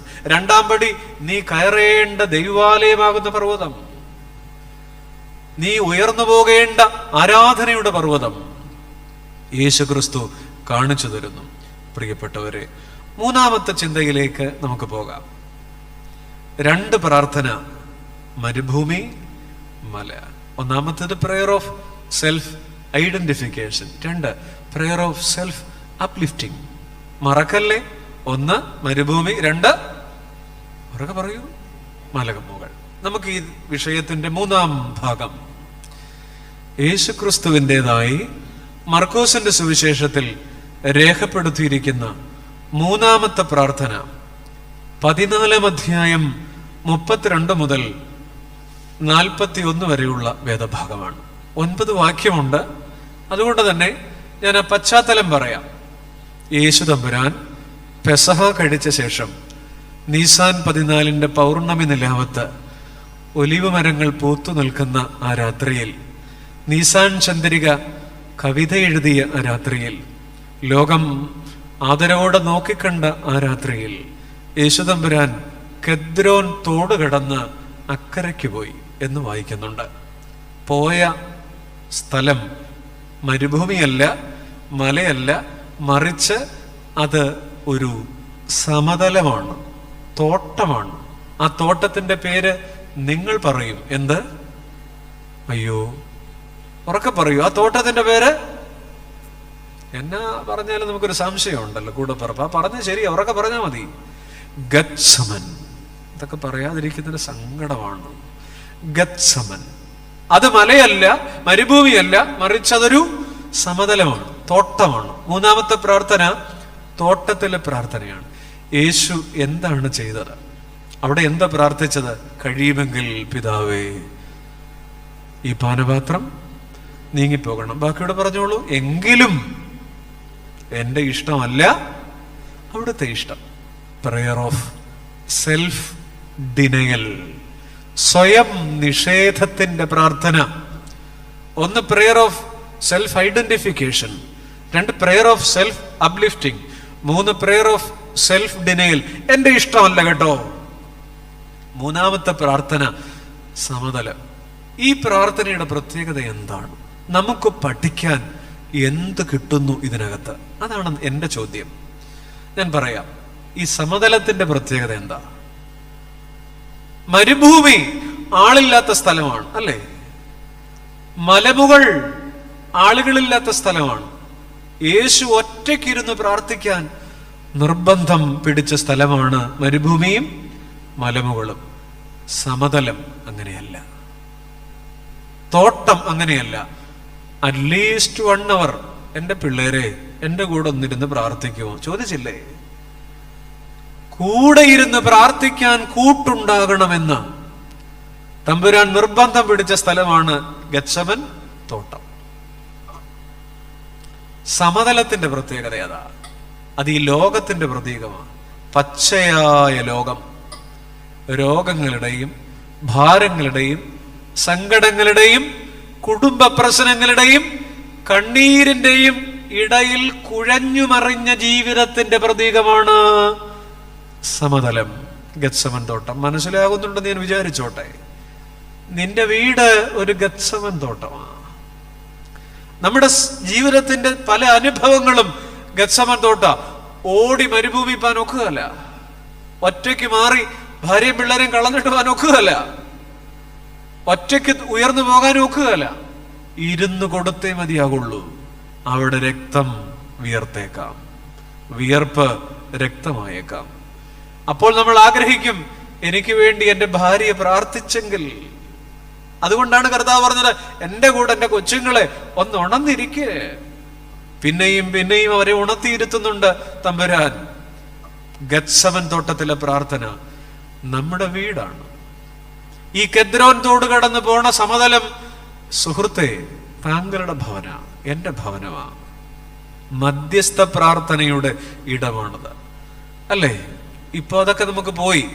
കാരണം കൊറോണയൊക്കെ വന്നതിന് ശേഷം നമ്മൾ പ്രാർത്ഥനാ യോഗങ്ങൾ, കൂട്ടായ്മകളൊക്കെ നഷ്ടപ്പെട്ടു. കൂട്ടായ്മയുടെ സ്ഥലമാണ് ഗത്സമൻ തോട്ടം കേട്ടോ. അതുകൊണ്ടാണ് എൻ്റെ കൂടെ പ്രാർത്ഥിക്കുന്ന കർത്താവ് പറഞ്ഞത്. മധ്യസ്ഥ പ്രാർത്ഥനയുടെ സ്ഥലമാണ്. ഇയ്യോബിനെ കുറിച്ച് വായിക്കുന്നുണ്ട്. ഇയ്യോബ് 7 ദിവസം ഒറ്റയ്ക്ക് നിലത്തിരുന്ന ആളാ, നിർജ്ജന സ്ഥലം. കൂടെ കൂട്ടുകാരും വന്നിരിക്കുന്നുണ്ട് കേട്ടോ, അവരും ഒന്നും മിണ്ടിയില്ല, നിർജ്ജന സ്ഥലം. എന്നാൽ 42-ാം അധ്യായത്തിൽ എത്തുമ്പോൾ ഇയ്യോബിനെ കുറിച്ച് വായിക്കുന്നുണ്ട്. ഇയ്യോബ് തന്റെ സ്നേഹിതർക്ക് വേണ്ടി പ്രാർത്ഥിച്ചപ്പോൾ യഹോവ തനിക്ക് ഉണ്ടായിരുന്നവരൊക്കെയും ഇരട്ടിയായി കൊടുത്തു എന്ന് പറഞ്ഞാൽ ഇയ്യോബിന്റെ ജീവിതത്തിലെ ആദ്യ നിർജ്ജന സ്ഥലമുണ്ട്. പിൽക്കാലത്ത് തന്റെ കൂട്ടുകാർക്ക് വേണ്ടി പ്രാർത്ഥിക്കുന്ന ഗത്സമൻ തോട്ടമുണ്ട്. കൂട്ടായ്മ. നമ്മുടെ ജീവിതത്തിലെ ഏറ്റവും വലിയ കടം എന്താ? ഞാൻ തന്നെ പറയാം, എൻ്റെ കുഴപ്പം, നിങ്ങളുടെ കുഴപ്പം തന്നെയാണോ നിങ്ങൾ ചിന്തിക്കുക.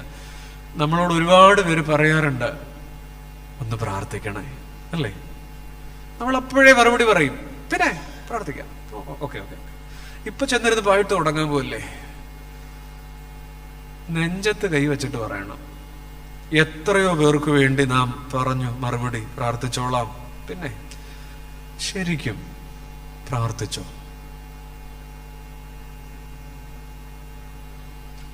ശരിക്കും പ്രാർത്ഥിച്ചോ? അങ്ങനെയാണെങ്കിൽ നമുക്ക് പാപങ്ങളെക്കാൾ കൂടുതൽ കടങ്ങളാണ്. എന്താ പാപം? ചെയ്യേണ്ടത് ചെയ്യരുതാത്തത് ചെയ്യുന്നവരാണ് പാപം. കടമോ? ചെയ്യേണ്ടത് ചെയ്യാതിരിക്കുന്നവരാണ്. അങ്ങനെയാണെങ്കിൽ ഈ കറുത്ത 6 മുഴം ചേലയ്ക്കുള്ളിൽ നിൽക്കുന്ന ഞാൻ കടത്തിന്റെ കൂമ്പാരത്തിലാണ്. എത്രയോ പേർക്ക് വേണ്ടി പ്രാർത്ഥിച്ചോളാമെന്ന് ഞാൻ നിങ്ങളൊക്കെ പറഞ്ഞു, വെറുതെ പോലും പ്രാർത്ഥിച്ചില്ല കേട്ടോ. എവിടെ കൊണ്ട് തീർക്കും ഈ കടമൊക്കെ? എവിടെ നാം തീർക്കും ഈ കടമൊക്കെ? അതൊന്നും അത്ര ഒരു നിസ്സാരപ്പെട്ട കാര്യമാണെന്ന് തോന്നുന്നില്ല. ഒരു തുണ്ടു പേപ്പറിൽ എഴുതി വെക്കേണ്ടതായിരുന്നു ഇനിയെങ്കിലും. സഹോദരങ്ങളെ, കടങ്ങളത്തിലൂടെ സീരിയസ് ആണ്. അതുകൊണ്ടാണ് പരിശുദ്ധ കുർബാനയിൽ എപ്പോഴും ഓർക്കുന്നൊരു പാപങ്ങളും കടങ്ങളും എന്നല്ല, ഫസ്റ്റ് പ്രയോറിറ്റി കടങ്ങളും പാപങ്ങളും. ആദ്യം കടവാ. അടി കൂടുതൽ മേടിക്കാൻ നമുക്ക് കിട്ടാൻ പോകുന്നൊരു അതിന് തന്നെ കേട്ടോ. ചെയ്യാതെ പോകുന്ന ചെയ്യാതെ പോയ കുറെ കാര്യങ്ങളുണ്ട്. കൂട്ടായ്മയുടെ ഗത്സമൻ.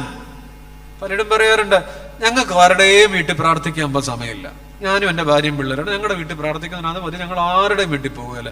ഇവിടെ കാണുകയല്ല, ഇത് നല്ല പള്ളിയല്ലയോ? പ്രാർത്ഥനാ യോഗങ്ങൾ, കൂട്ടായ്മകൾ, ഇതിനൊന്നും ഒരു താല്പര്യമില്ല, ഞങ്ങൾ അങ്ങനെ ഒന്നുമില്ല. പ്രിയപ്പെട്ടവരെ, ഇത് നിന്റെ വിളിയാ. ഈ ഗത്സമൻ യേശു കാണിച്ചു തരുന്നു. ഒറ്റയ്ക്കിരുന്ന് പ്രാർത്ഥിക്കാൻ നിർബന്ധം പിടിച്ചവൻ ഒരുമിച്ച് നിന്ന് പ്രാർത്ഥിക്കണോ നിർബന്ധം പിടിച്ചു. ഗത്സമൻ തോട്ടത്തിൽ കൊടുമണൊരു ഗത്സമനുണ്ട്. നമ്മുടെ പ്രാർത്ഥന യോഗത്തിന്റെ പേരതാ, ഗത്സമൻ. കുടുംബജീവനത്തിലൊരു ഗത്സമനുണ്ട്. മധ്യസ്ഥ പ്രാർത്ഥനയുടെ ഇടങ്ങൾ. സഹോദരങ്ങളെ, അബ്രഹാം ഉൽപ്പത്തി 18:23 സൊദോമിനു വേണ്ടി മധ്യസ്ഥത പറയുന്നു. ദാനിയേൽ 9:4 പ്രവാസികൾക്ക് വേണ്ടി മധ്യസ്ഥ പ്രാർത്ഥന നടത്തുന്ന ദാനിയേൽ പ്രവാചകനെ കാണാം. എസ്രാ 9:6 ജനത്തിന്റെ പാപക്ഷമയ്ക്ക് വേണ്ടി മധ്യസ്ഥത നടത്തുന്ന എസ്രാ ശാസ്ത്രികളെ കാണാം.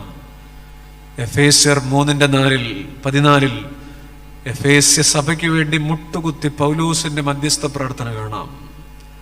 ഈ പുസ്തകം ഗത്സമൻ പ്രാർത്ഥനകളുടേത് കൂടെയാണ്. കുറേ പ്രാർത്ഥനകൾ. അവിടെയാണ് യേശു കർത്താവ് പറയുന്നത്, എൻ്റെ ഇഷ്ടമല്ല. സഹോദരങ്ങളെ, ജീവിതത്തിൽ അടുത്ത പകൽ എന്തെന്ന് അറിഞ്ഞുകൂടാത്തപ്പോഴും ഇതാ യേശു പറയുന്നു, എനിക്കറിയില്ല, നിന്റെ ഇഷ്ടം. പാട്ടുകാരൻ പാടിയിട്ടുണ്ട്, മുന്നിലൊരു ചോടുവയ്പാൻ മാത്രമിട കാണുന്നു ഞാൻ, ആയതു മതിയെനിക്ക്, ശേഷമെല്ലാം ദൈവഹിതം. എന്താ ഞാൻ പാടുമ്പോ ഒന്ന് ധ്യാനിച്ചേ. മുന്നിലൊരു ചുവടുവയ്പാൻ മാത്രമിട കാണുന്നു ഞാൻ. ഒരു ചുവട് വയ്ക്കാനുള്ള സ്ഥലം മാത്രമേ എനിക്ക് കാണാൻ പറ്റുന്നുള്ളൂ. എങ്കിലും ആയതു മതിയെനിക്ക്, ശേഷമെല്ലാം ദൈവഹിതം. ഒരു ചുവട് വെക്കാനുള്ള ഇടം കിട്ടി, അത് മതി. ബാക്കിയൊക്കെ തമ്പുരാന്റെ ഇഷ്ടം, എങ്കിലും എൻ്റെ ഇഷ്ടമല്ല. തനിച്ചു ഞാൻ വെളിച്ചത്തിൽ നടപ്പതിലനുഗ്രഹം, ഇരുളിലൻ മഹേശനോടൊരുമിച്ചു ചരിപ്പത. ഞാൻ തന്നെ വെളിച്ചത്തിൽ നടക്കുന്നതിനേക്കാൾ അനുഗ്രഹം എന്താ? ഇരുളിലൻ മഹേശനോ. എൻ്റെ ദൈവത്തോടുകൂടെ ഇരുളിൽ നടക്കേണ്ടി വന്നാൽ അങ്ങനെ നടക്കുന്നവരാണ് എൻ്റെ ദൈവം. എൻ്റെ ഭാവിയെല്ലാം എൻ്റെ ദൈവമറിയുന്നു എന്ന്. എൻ്റെ ഭാവിയെല്ലാം എൻ്റെ ദൈവം അറിയുന്നു. എല്ലാ നാളും ഞാൻ അങ്ങനെ പാടും. സഹോദരങ്ങൾ, ഇത് പുതിയ പാട്ടൊന്നുമല്ല, അതേ കാലഘട്ടത്തിലെ KV സൈമൺ സാറിന്റെ പാട്ടാണ്. ഓർക്കണം, സ്വയം നിഷേധത്തിന്റെ ജീവിതത്തിൽ ഒറ്റപ്പെടലുകളുടെ ഗത്സമന അനുഭവങ്ങളിൽ വെളിച്ചം നഷ്ടപ്പെടുമ്പോൾ അനേകർക്ക് വേണ്ടി പ്രാർത്ഥിക്കാനുള്ളൊരു കൂട്ടായ്മയുടെ പായ വിരിക്കേണ്ടതുണ്ട്. ഇത് തോട്ടത്തിലെ പ്രാർത്ഥന, പച്ചയായ വികാരങ്ങളുടെ, പച്ചയായ സങ്കടങ്ങളുടെ, പച്ചയായ കണ്ണീരിന്റെ പ്രാർത്ഥന, ഏറ്റെടുത്ത് പ്രാർത്ഥിക്കേണ്ട അനുഭവങ്ങൾ. 3 വിഷയം ഞാൻ പറഞ്ഞു, നിങ്ങളുടെ മനസ്സിലുണ്ട്. 4ലേക്ക് നമുക്ക് വരാം. 1 മരുഭൂമി, 2 ഉറക്കെ പറയൂ മലമുകൾ, 3 സമതലം. 3 അർത്ഥമാണ്: self identification, self uplifting and self denial.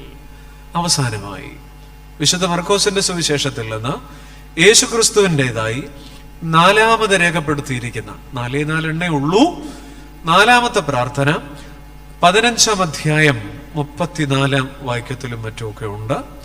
ആ വാക്യത്തിലും തുടർന്നും അത് കാണാം. 9-ാം മണി നേരത്ത് യേശു എൻ്റെ ദൈവമേ, എൻ്റെ ദൈവമേ എന്ന് ഉറക്കെ നിലവിളിച്ചു. 4ാമത്തെ പ്രാർത്ഥന ക്രൂശിലെ പ്രാർത്ഥനയാണ്. അപ്പം ഞാൻ ആദ്യത്തെ 3 പറഞ്ഞൊരു പ്രകൃതിയുമായിട്ട് ബന്ധപ്പെട്ട അല്ലേ? മരുഭൂമി, മല, തോട്ടം. 4 അങ്ങനെ തന്നെ പറയാം. അന്തരീക്ഷത്തിലെ പ്രാർത്ഥന. ക്രൂശ് അന്തരീക്ഷത്തിലാണ്. ആകാശത്തിനും ഭൂമിക്കും മധ്യേ അവനെ എറിഞ്ഞു കളകാം. കുറ്റവാളി മണ്ണിൽ കിടന്ന് മരിച്ചാലെന്ന് മണ്ണിന് ശാപം. വീഴരുത് അവന്റെ ചോര. കുഞ്ഞുങ്ങൾക്ക് ശാപം. വിണ്ണിനവനെ വേണ്ട. കൊടും കുറ്റവാളി, മണ്ണിനും വിണ്ണിനും വേണ്ടാത്തവനെ പിന്നെ എന്നാ ചെയ്യണം? പുറംപോക്കിലേക്ക് കള. മണ്ണിന്റെയും വിണ്ണിന്റെയും പുറംപോക്കല്ലേ അന്തരീക്ഷം. ത്രോഹിം. കുരിശിൽ മണ്ണിനും വിണ്ണിനും ഇടയിൽ അന്തരീക്ഷത്തിൽ ഒരു നിലവിളി, എൻ്റെ ദൈവമേ. 4ാമത്തെ പ്രാർത്ഥന ഒരു നിലവിളിയായി മാറിയിരിക്കുന്നു. നിങ്ങളൊന്ന് ആലോചിച്ച് നോക്കിക്കേ.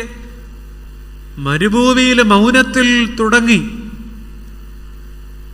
മലയുടെ മുകളിലെ അഭൗമികതയിൽ വളർന്ന ഗത്സമനിലെ കൂട്ടായ്മയിൽ പടർന്ന കാൽവറിയിലെ നിലവിളിയിൽ ലയിക്കും. ഇതാണ് ക്രിസ്തു. കാൽവറിയിലെ നിലവിളിയിൽ എൻ്റെ ദൈവമേ. പ്രാർത്ഥന നിലവിളിയായി മാറിയിരിക്കുന്നു. പ്രാർത്ഥന നിലവിളിയായി മാറിയിരിക്കുന്നു. എന്നിട്ട് പറയുന്നുണ്ട്, എൻ്റെ ആത്മാവിനെ. നിങ്ങൾ പറ ബാക്കി. മിണ്ടില്ല. എൻ്റെ ആത്മാവിനെ ഞാൻ നിന്റെ കയ്യിൽ. ലോകത്തിതുപോലെ മനോഹരമായൊരു പ്രയോഗം മരണത്തെക്കുറിച്ച് ഇന്നോളം ആരും രൂപപ്പെടുത്തിയിട്ടില്ല. ആത്മാവിനെയും ഭരമേൽപ്പിക്കുക. He gave up his spirit. He handed over his spirit. 9-ാം മണി നേരത്ത് ആത്മാവിനെ ഭരമേൽപ്പിക്കുക എന്ന് പറഞ്ഞാൽ പ്രാർത്ഥനയുടെ മൂർത്തിഭാവമാണ്. യേശു പ്രാർത്ഥനയുടെ 4ാം പടിയിൽ ചെന്ന് കേട്ടോ. ഈ ആത്മാവിനെ പരമേൽപ്പിക്കുക എന്നൊക്കെ പറയുമ്പോൾ വെറുതെ ഇരുന്ന് കേൾക്കാനുള്ളതൊന്നുമല്ല. ശരീരം മുഴുവൻ ഒരു ചോരപ്പിണ്ട, നുറുങ്ങുന്ന വേദന, വല്ലാത്ത വേദന. ശരീരം മുഴുവൻ അതിവേദന എടുക്കുമ്പോൾ ആരെങ്കിലും ആത്മാവിനെ കുറിച്ച് ചിന്തിക്കുമോ? നമ്മൾ ആത്മാവിനെ കുറിച്ചൊക്കെ വലിയ പാട്ടൊക്കെ പാടും, ആത്മാവേ വരണേ. പക്ഷെ കൈയുടെ ഒരു നല്ല വേദന വന്നാൽ നമ്മൾ ആത്മാവിനെ കുറിച്ച് ചിന്തിക്കുമോ, ശരീരത്തെക്കുറിച്ച് ചിന്തിക്കുമോ? പറയൂ. ശരീരത്തെ പിന്നെ കൊമ്പത്തെ ആത്മാവൊക്കെ മാറി നിൽക്കത്തേ ഉള്ളൂ. ശരീരത്തിന് വേദന വരുമ്പോൾ നമുക്ക് വിഷയം ഏതാ? ശരീരം തന്നെയാണ്. ശരീരത്തിന് സുഖം ഉള്ളപ്പോഴേ നമ്മൾ ആത്മാവിലോട്ട് അങ്ങോട്ട് കയറുകയുള്ളൂ. പക്ഷേ ശരീരം മുഴുവനൊരു ചോരപ്പിണ്ടമായി ശരീരം തന്നെ പീഡിപ്പിക്കുമ്പോൾ, ശരീരം തനിക്കൊരു വലിയ ഭാരമായിരിക്കുമ്പോൾ ശരീരത്തെ മറന്ന് ആത്മാവിലെത്തുകയാണ്. എന്നിട്ടാണ് പറയുക, എൻ്റെ ആത്മാവിനെ ഞാൻ ഏൽപ്പിക്കുന്നു. ഇന്നയോളം ഇങ്ങനെ പ്രാർത്ഥിച്ചവരാരും ഈ മണ്ണിലുണ്ടായിട്ടില്ല. അതുകൊണ്ട് ഞാൻ പറയും, മർക്കോസിന്റെ സുവിശേഷത്തിലെ 4-ാമത്തെ പ്രാർത്ഥന, പ്രാർത്ഥനയുടെ പരകോടി, edge of prayer, climax of prayer, പ്രാർത്ഥനയുടെ പരമാത്മലയനം എന്ന് വിളിക്കും. ആത്മാവിനെ ലയിപ്പിക്കുക, ആത്മാവിനെ സ്വർഗത്തിലേക്ക് ലയിപ്പിക്കുക, സ്വയം മറന്ന്, ശരീരത്തെ മറന്ന്. ഈ വസ്ത്രാക്ഷേപ സമയം, വസ്ത്രാക്ഷേപം കേട്ടിട്ടുണ്ടാവുമല്ലോ, ഈ പാഞ്ചാലി അല്ലേ, ദുശാസനൻ കൗരവസഭയിൽ ഈ പാഞ്ചാലിയുടെ വസ്ത്രം അഴിക്കുമ്പോൾ, പുടവ വലിച്ചഴിക്കുമ്പോൾ പാഞ്ചാലി ആദ്യം കരയുന്നത് പുടവച്ചുറ്റിൽ ഒരു കൈ കൊണ്ട് പിടിക്കും. ആരായാലും അങ്ങനെയുള്ളല്ലോ, മുണ്ടഴിഞ്ഞു പോകുമ്പോൾ മുണ്ടേ പിടിക്കണമല്ലോ. അത് പിടിച്ചിട്ടാണ് ദ്വാരകയെ വാഴും എന്ന് വിളിക്കുന്നത്, ദ്വാരകയെ വാഴും കണ്ണാന്ന് വിളിക്കുന്നത്. കൃഷ്ണ ആരും രക്ഷയ്ക്ക് വന്നില്ലെന്നാണ്. അല്പം കഴിഞ്ഞപ്പോൾ തന്നിൽ തന്നെയുള്ള ആശ്രയത്തിലെ പുടവച്ചുറ്റിലെ പിടിവിട്ടിട്ട് മമ ഹൃദയേ വാഴും ദൈവമേ എന്ന് വിളിച്ചു. എൻ്റെ ഉള്ളിൽ വാഴുന്ന ദൈവമേ. അവനവനിൽ തന്നെ ഒരു പിടി ഇട്ടട്ടെ നമ്മൾ വിളിക്കുള്ളൂ കേട്ടോ. ശരീരമാണ് വലുത്, അഴിഞ്ഞു പോകുന്ന മുണ്ട് തന്നെയാണ് വിഷയം. പക്ഷേ സർവം മറന്ന് ഏൽപ്പിച്ചു കൊടുത്തൊരു തമ്പുരാനുണ്ട്. അവിടെ വെച്ച് തമ്പുരാൻ പറഞ്ഞൊരു വാക്കുണ്ട്, നിവൃത്തിയായി. എന്താ ഈ നിവൃത്തിയായി എന്ന് പറഞ്ഞാൽ? അതിന് പറയുന്നത് ഫിനിഷ്ഡ് എന്നാണ്. It's finished. അതിന് പറയുന്നൊരു കാര്യം ഭാരതം പറയുന്നതാണ്, ഭോഗം പ്രവൃത്തി, യോഗം നിവൃത്തി. ഒന്ന് ശ്രദ്ധിക്കണേ, നമ്മളൊക്കെ ഭോഗത്തിൽ കൂടെ പൊയ്ക്കൊണ്ടിരിക്കുന്നത്. ഭോഗം പ്രവർത്തിച്ചുകൊണ്ടിരിക്കുക, ഭോഗത്തിൽ ചരിക്കുന്നു. കഠോപനിഷത്ത് പറയുന്നതാണ്. പ്രവർത്തിച്ചുകൊണ്ടേ ഇരിക്കുക. നമ്മൾ പ്രവർത്തിക്കുന്നതിനിടയിലെ നമ്മൾ മരിക്കാൻ പോകുന്നവരും കണ്ടോണം. നമ്മളാരും പ്രവൃത്തിയിൽ നിന്ന് നിവൃത്തിയിലേക്ക് മാറി മരിക്കില്ല. മരണക്കിടക്കയിൽ നമ്മൾ ഒടുങ്ങാത്ത മോഹങ്ങൾ ഉള്ളിലിടും. മോഹങ്ങൾ തീർന്നു മരിക്കില്ല. പ്രവൃത്തിയിൽ, ഭോഗങ്ങളിൽ നമ്മൾ മരിക്കും. ഏറ്റവും വലിയ ദുരന്തമാണത്. എന്നാൽ യേശു ക്രിസ്തു 33-ാമത്തെ വയസ്സിൽ ഭോഗം, പ്രവൃത്തി അവസാനിപ്പിച്ച് ഉപനിഷത്തിന്റെ ഭാഷയിൽ പറഞ്ഞാൽ യോഗത്തിലേക്ക് കയറി.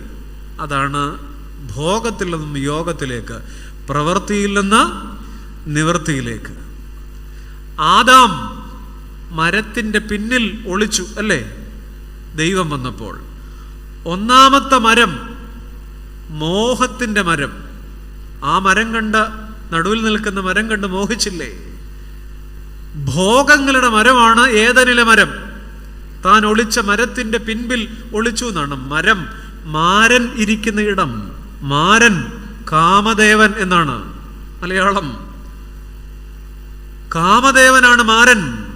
മാരൻ ഇരിക്കുന്ന ഇടമാണ് മരം.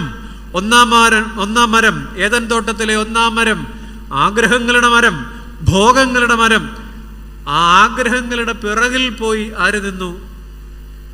ആദമും ഹവ്വയും. ആഗ്രഹങ്ങളെ മുന്നിലേക്ക് പിടിച്ചു. നമ്മളും അങ്ങനെ തന്നെയാ. ആഗ്രഹങ്ങളെ മുന്നിലിട്ടോണ്ടാ ഓടിക്കൊണ്ടിരിക്കുന്നത്, ആസക്തികളെ മുന്നിലിട്ടോണ്ടാ ഓടിക്കൊണ്ടിരിക്കുന്നത്. നമ്മളൊക്കെ ഹൗവ അമ്മച്ചിയുടെ മക്കൾ തന്നെ. എന്നാൽ സുവിശേഷത്തിലൊരു മരമുണ്ട്, സ്ലീബാ മരം, 2-ാം മരം, യോഗത്തിന്റെ മരമാണത്. നിവൃത്തിയുടെ ഇരിപ്പിടം. അവിടെ കിടന്നു കണ്ടാണ് പറഞ്ഞത് നിവൃത്തിയായി. പ്രവൃത്തി അവസാനിപ്പിച്ച് നിവൃത്തിയിലേക്ക് പോയ മരമാണ് സ്ലീബാമരം. ആദം പിറകിലേക്ക് പോയെങ്കിൽ, ഹൗവ പിറകിലേക്ക് പോയെങ്കിൽ, യേശു ക്രിസ്തു മരത്തെ മുന്നിൽ നിർത്തിയിട്ട് പിറകിൽ പോയില്ല. മരത്തിന്റെ മുന്നിൽ വന്ന് ക്രൂശിൽ തൂങ്ങി ആഗ്രഹങ്ങളെ പിറകിലോട്ട് അടിച്ചോടിച്ചു, ആഗ്രഹങ്ങളെ പിറകിലോട്ട് പായിച്ചു. പ്രിയപ്പെട്ടവരെ, ഇത് യോഗത്തിന്റെ മരം, നിവൃത്തിയുടെ മരം, ഏദനിലെ മരം. ഇതാ ആദമൊളിച്ച മരം, കാൽവറിയിലെ മരം നിവൃത്തിയായി. പ്രിയപ്പെട്ടവരെ, നാലാമത്തെ പ്രാർത്ഥനയിൽ യേശുക്രിസ്തു ആത്മാവിനെ ഭരമേൽപ്പിക്കുന്ന, നമ്മളൊക്കെ അങ്ങനെ പ്രാർത്ഥിക്കണമെന്ന് പറ്റത്തില്ല. ആ ലെവലിലൊന്നും നമ്മൾ ചെല്ലത്തില്ല കേട്ടോ. ഭയങ്കരമായൊരു മെസ്സേജാണ് ഈ നാലാമത്തെ പ്രാർത്ഥന നമുക്ക് തരുന്നത്. ആഗ്രഹങ്ങളൊക്കെ ഒളിപ്പിച്ച് ശരീരത്തെ മറന്ന് ആത്മാവിനെ കുറിച്ച് മാത്രം പ്രാർത്ഥിക്കുക പറ്റുമോ? പറ്റുകയല്ല.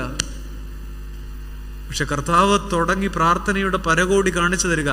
നാലാം പടി ആത്മാവിനെ കുറിച്ച് മാത്രം പ്രാർത്ഥിക്കുന്ന, നിവൃത്തിയായി എന്ന് പറഞ്ഞ് യോഗത്തിൽ പ്രവേശിക്കുന്ന അന്തരീക്ഷത്തിലെ കുരിശുമരത്തിലെ പ്രാർത്ഥനയാണത്. നാലാം തലം. അവിടെ ഒരു നിലവിളിയാ പ്രാർത്ഥന. എന്താ ഈ നിലവിളിയുടെ പ്രത്യേകത? ഈ നിലവിളിക്ക് എവിടെയായാലും, ഏത് മരുഭൂമിയിലും നിലവിളിക്കൊരു ഉത്തരമുണ്ട്. നിലവിളി എല്ലാം ഏൽപ്പിച്ചു കൊടുക്കുന്നതാണ്. കരച്ചിലും നിലവിളിയും തമ്മിലൊരു വ്യത്യാസമുണ്ട്. ഈ കരച്ചിൽ BA ആണെങ്കിൽ നിലവിളി MA ആണ്. കരച്ചിൽ BCom ആണെങ്കിൽ നിലവിളി പറയൂ MCom ആണ്. എന്താ അങ്ങനെ പറയാ? കളിപ്പാട്ട് നഷ്ടപ്പെട്ട കുട്ടി കരയും. പ്രണയം നിഷേധിക്കപ്പെടുമ്പോൾ നമ്മുടെ ചെറുപ്പക്കാർ കരയും. സൗഖ്യം നിഷേധിക്കപ്പെടുമ്പോൾ രോഗി കരയും. പക്ഷേ കളിപ്പാട്ടം അടുത്തൊരു കിട്ടുമ്പോൾ കരച്ചിൽ തീരും. 8ാം ക്ലാസ്സിൽ തുടങ്ങും, 9ാം ക്ലാസ്സിൽ പൊട്ടും, അപ്പോൾ കരയും. പിന്നെ 10ാം ക്ലാസ്സിൽ അടുത്തൊരു കിട്ടും, അപ്പോൾ കരച്ചിൽ മാറും. മനസ്സിലായി കാണും. ഈ കരച്ചിലിന് ഓപ്ഷനുണ്ട് എന്ന് പറഞ്ഞാൽ വേറെ ഓപ്ഷനുണ്ട്, വേറെ വഴിയെ പോവാം. നിലവിളിക്കോ? ഇപ്പം നമ്മൾ മരത്തെ കയറുക, മരത്തെ എന്ന് പിടിവിട്ടു താഴോട്ട് പോരുക, കരയോ നിലവിളിക്കോ? മരത്തെ കയറാൻ അറിയത്തില്ല അല്ലേ? കയറണമെന്ന് ഞാൻ പറയില്ല. കിണറ്റ് വീഴുക അറിയാതെ നിലവിളിക്കോ കരയോ? എന്തെങ്കിലും ഒന്ന് മിണ്ട് നിർത്തണം. നിങ്ങൾക്കും പോകണം, എനിക്കും പോകണം. നിലവിളിക്കുക. എന്താ അതിൻ്റെ അർത്ഥം? ഇനി ഒരു ഓപ്ഷൻ ഇല്ല. അവസാനത്തെ കരച്ചിലിൻ്റെ പേരാണ്. അതുകൊണ്ടാണ് പറഞ്ഞത് കരച്ചിൽ BA ആണെങ്കിൽ നിലവിളി MA ആണ്. ഹയർ ഡിഗ്രിയാണ്. അമ്പരന്നീവിധം ഹാഗാർ മരുഭൂമി പോയി കരഞ്ഞില്ല, അതിനെക്കുറിച്ച് പാടുക. അമ്പരന്നീവിധം ഹാഗാർ സ്വകണ്ഠമാം കമ്പിയാപ്പീസിൽ നിന്നും അമ്പർനാട്ടിൽ തമ്പുരാന്റെ പേർ കർജന്റായി വിട്ടോരു കമ്പിക്ക് കിട്ടി ബദൽ ക്ഷണത്തിൽ. ഒന്നും മനസ്സിലായില്ലല്ലേ? 8:30 മണിയാകുകയും ചെയ്തു.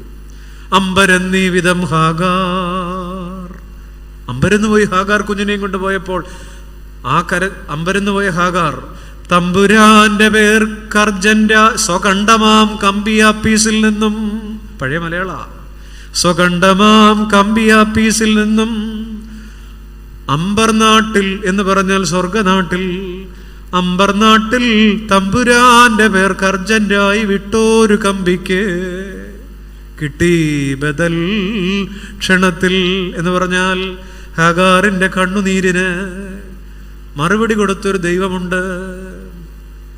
ഹാഗാറിന്റെ നിലവിളിക്ക് ഉത്തരം കൊടുത്തൊരു ദൈവമുണ്ട്. ഇന്നു രാവിൽ പൊഴിക്കുന്ന സങ്കട കണ്ണീർത്തുള്ളി നാളെ പ്രഭാതത്തിൽ